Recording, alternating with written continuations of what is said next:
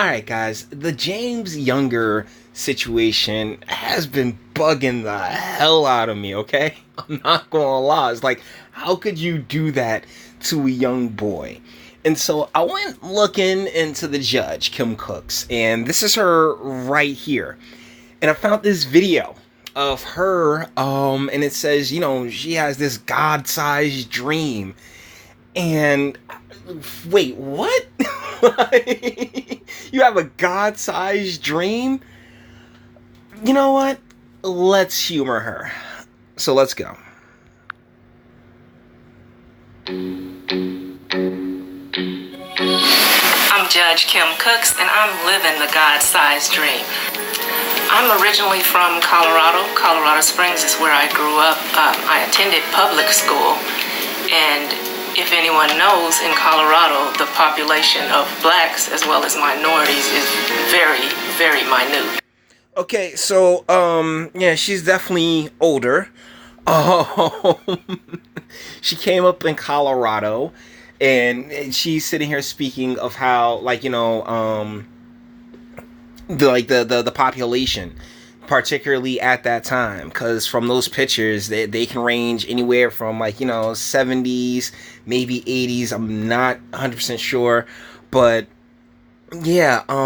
Once again, to get back to the whole God-sized dream, you are but a mere mortal. Like, like this. You could tell kind of by the background music that this is very, feminine and manipulative in a lot of ways, because it's designed to make sense to the more feminine, acclimated mind. Where me, I'm just like, but you are just a human being. You cannot have a God-sized, you can call your dream whatever it wants, but the whole putting the Lord into it and oh yes, my dream is God-sized. It feels like a lot of mental inflation. Let's continue. So, when I was in elementary school, I would sit by the window and watch the snowflakes fall, and I would daydream. That's when I started daydreaming about, what would I be when I grow up? I can guarantee you, a man was probably never in that dream. Okay, she's guaranteed not to say it coming up, but a man, or what you've sentenced this young child to, you're talking about, oh yes, I can when I was a child, I used to dream of what I'd be. I'm pretty sure it didn't involve, having chemicals put inside of you, getting put on puberty blockers. And I always wanted to be a doctor when I grew up. So when I graduated from high school, I started. This has to be late 80s, early 90s. Just the hairstyle. I don't know why. And what are the pictures? That's a Ferrari. Who, what is that? Run DMC? Looks like Run DMC. This looks like one of your aunt's pictures that she took when she was in a sorority in the late 80s, early 90s. Go away, person. Go to college in Colorado, and I always used to watch the weather and say, when I grow up, I'm gonna move to Texas, because it was so nice. It was so warm, and it's cold. It's subject to snow in June in Colorado, and I just knew I wanted to move to Texas. And I told my parents, I'm gonna go to college in Texas. I'm not gonna finish college in Colorado. And they told me if I decided to go to Texas, that they weren't gonna pay for me to go to college. So I left anyways. And little did I know that when I got to Texas, I would have to pay out-of-state residence fees. So although Yeah, really didn't think that one through, did you? Because, shoot, I damn sure knew the difference between one and the other. You got to pay for out-of-state because they want to keep all the kids in-state. That used to be the deal. We wanted to keep people at home, learning, so the people, when they got their skills, they could come, stay in the state and make sure that, hey, you're you could be here generationally.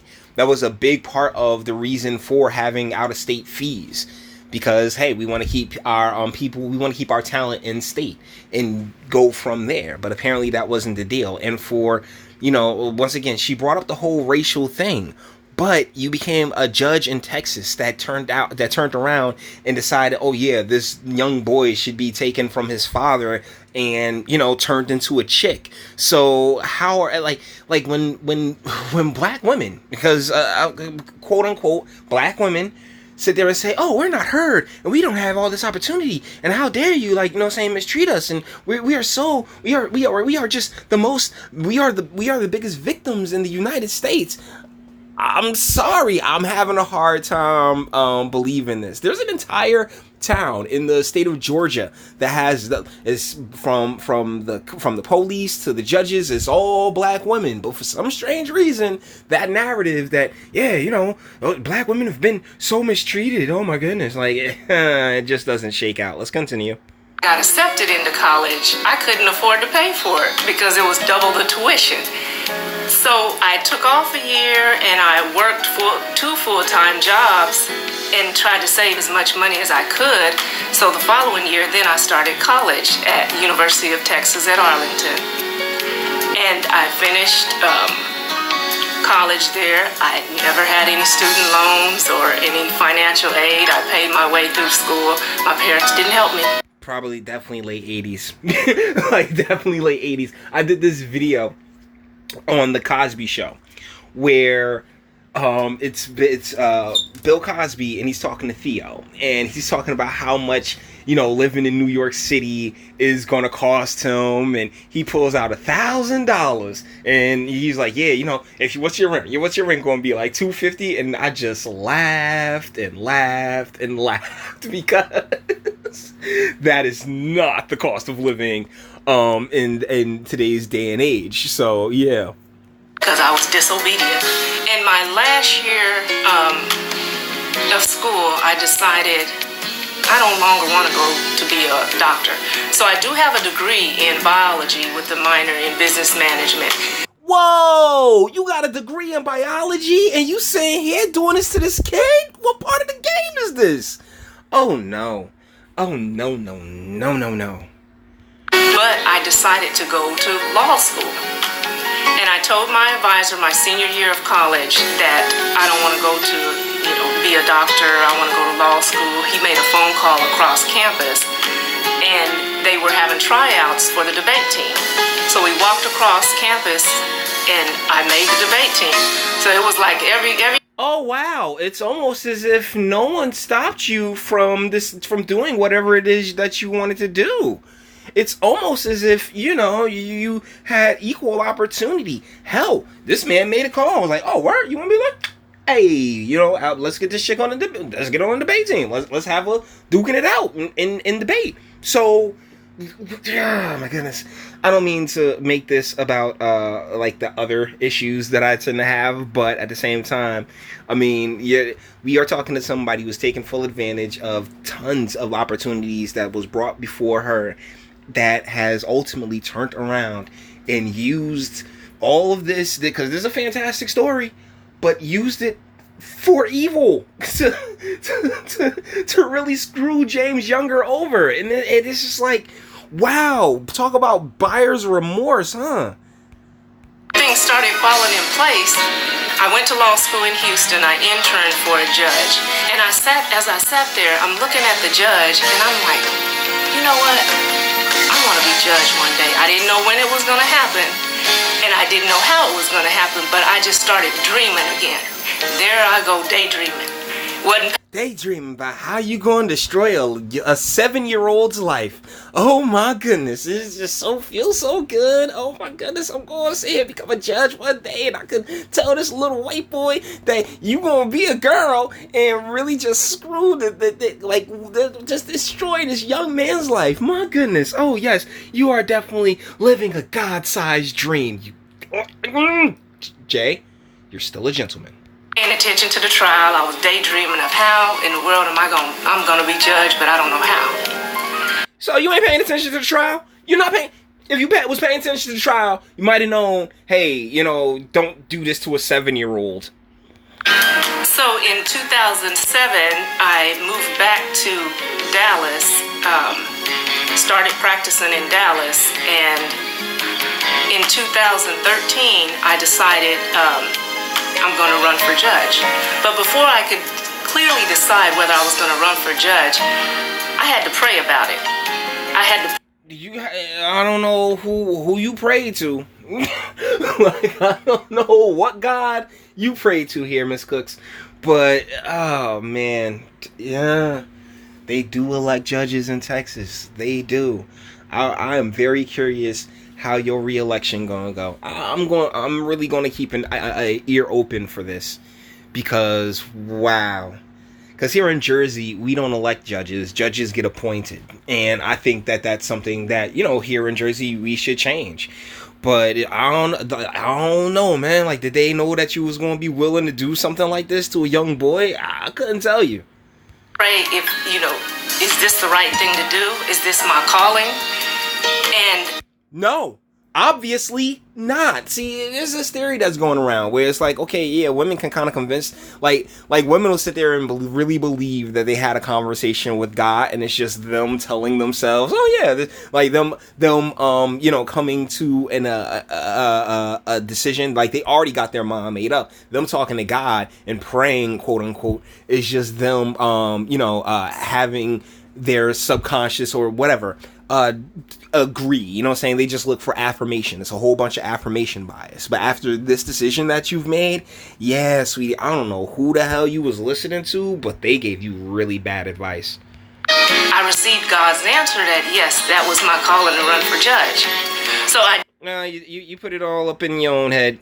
I mean, she was definitely better looking in her younger days, I can tell you that much.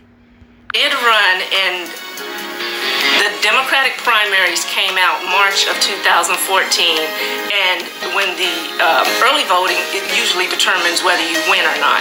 Early voting, I came out like 64% to my opponent, who was an incumbent, her 30-something%. I kind of really don't care about any of this, because this is actually just getting lame. This is her in the courtroom, and I'm just disgusted. If we want to be 100% real about it, is a big part of the reason why I would, like I said when speaking of the school systems and how they wanted to make sure that the talent stayed in state and people, you know, got degrees in state. They did that for a reason, and I'm actually for that, because I find it interesting that somebody could go to Colorado that's not from Colorado and start making a whole bunch of choices and decisions in Texas. Or, like, you know, somebody from Colorado can go to Texas and start making all these big different decisions in Texas that are so antithetical to, you know, what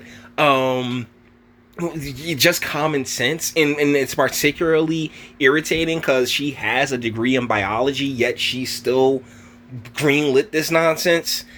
No, man, I really don't. I'm very interested to see what her re-election's about. But like I said, the James Younger situation just stayed on my mind. I was curious about this judge, and, you know, shoot, thank God we live in the future, and everybody has tons of videos out there, and Judge Kim Cook really ain't no difference. I think this one is probably sent out like a couple thousand views. I'm not sure, but either ways, I'll leave a link to it in the description. With that being said, all the internet stuff. If you liked it, toss it a like. Dislike, go ahead, do that too. I'm not scared of you. Sub if you enjoy my fantastic voice and want to get videos like this every single day. Share, because sharing is caring, and YouTube and BitChute to the like. They're not the biggest fans of your boy over here. It's Speak. Let me know, what do you think in the comments? Would you elect her as judge? I mean, I'm pretty sure she didn't run on this. I'm pretty sure she didn't run on castrating a 7-year-old. Pardon me. I'm pretty sure she didn't run on castrating a 7-year-old, but it's a damn shame. It really is, that she was sentenced, this young boy, to this kind of fate. And so I felt like making a video calling her out, and that's what I did. And I got a comment section, so have fun down there. And until the next one.